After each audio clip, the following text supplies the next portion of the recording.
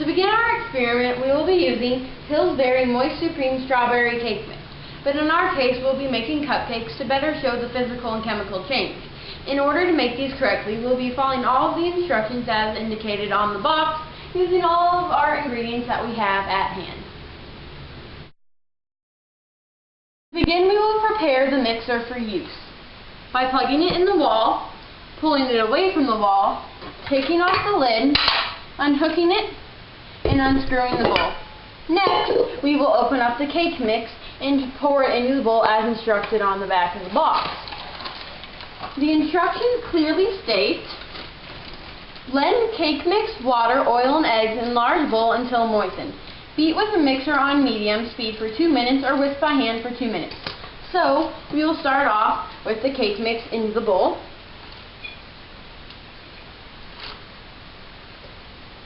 Pour slowly to ensure no clumps or spills, because you need all of the ingredients. Next, we will pour in the water, which has been precisely measured and now will be poured.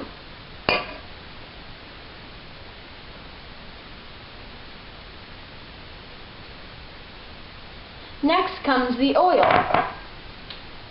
How much, Megan? Exactly 1/3 cup. So we will begin to precisely measure so as to get the correct ingredients in the bowl. As you can see, she is pouring very slowly to make sure she does not surpass the 1/3 cup limit. Checking? Okay, now it is ready to be poured into the bowl.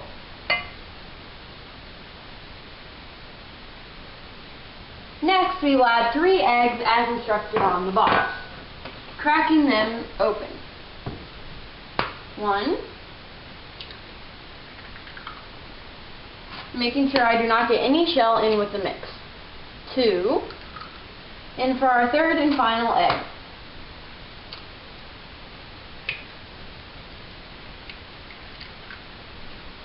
Now we are ready to blend. And since it has already been plugged into the wall, all we need to do is set the setting. Closing it, locking it in place, and placing the lid on top for splatter control. Now for the next 2 minutes, this will be blending to ensure correct thickness. After ensuring the correct thickness, we scrape the excess off the edge and mix it into the bowl by hand. Scraping it off to make sure we have every last drop. Now, removing the cake batter aside, we will prepare our cupcake pans by lining them with liners.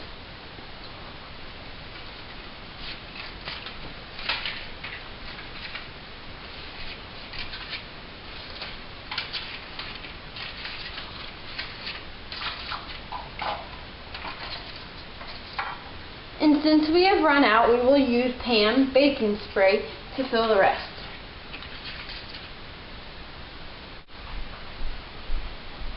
You can get any brand or value. Now, I will lightly spray each individual on the sides. We've completed one pan and now we will do the next.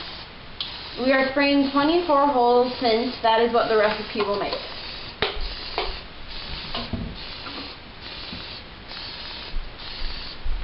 Now that they are sprayed, we are ready to pour in the batter and preheat the oven. Next, Courtney will preheat the oven to 350 as instructed on the box.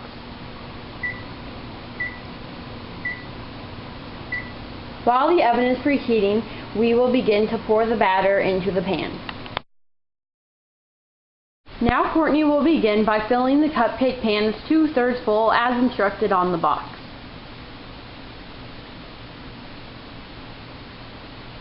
If you overflow, then they will grow way too big for the pan.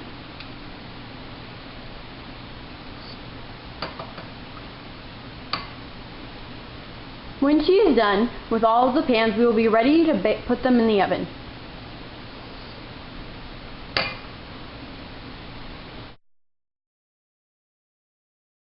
The cupcake pans have been properly filled and the oven is preheated. Courtney will place them in the oven on the 2 separate racks. The larger one will be placed on the top rack, and the smaller 2 will go on the bottom. As you can see, they all have been placed properly. Now Courtney will set the timer for 20 minutes. And the baking begins. As you can see, the cupcakes are almost done.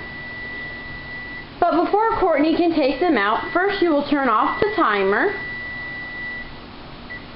And now she will take a toothpick and insert it into one of the cupcakes to make sure they are fully cooked. If the toothpick comes out clean, they are ready to be taken out. And as you can see, the toothpick has come out clean. So now she will take the cupcakes out of the oven.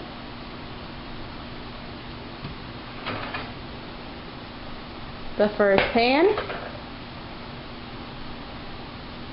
the second, and now the third pan. After cooling, the cupcakes will be ready to be frosted.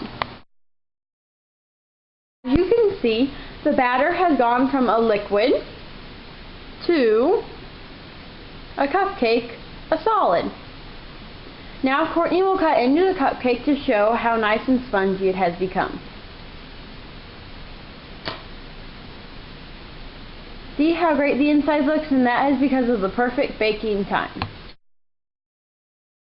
Now that the cupcakes have cooled for 15 minutes, we have taken most of them out of the pan, and those are ready to be frosted.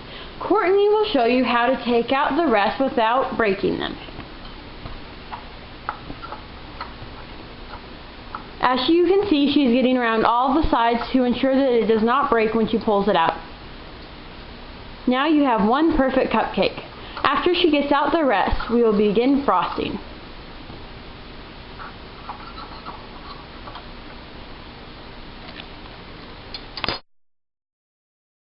Now that all the cupcakes have been taken out of their pans, Courtney will start by grabbing one cupcake and placing it on the paper plate, showing that we have had rainbow chip frosting by Betty Crocker.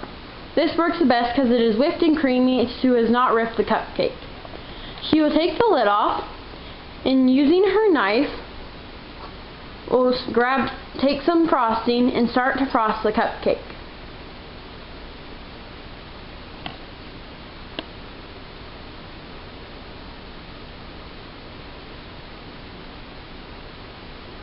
When the frosted cupcake is done, she will place it on the tray.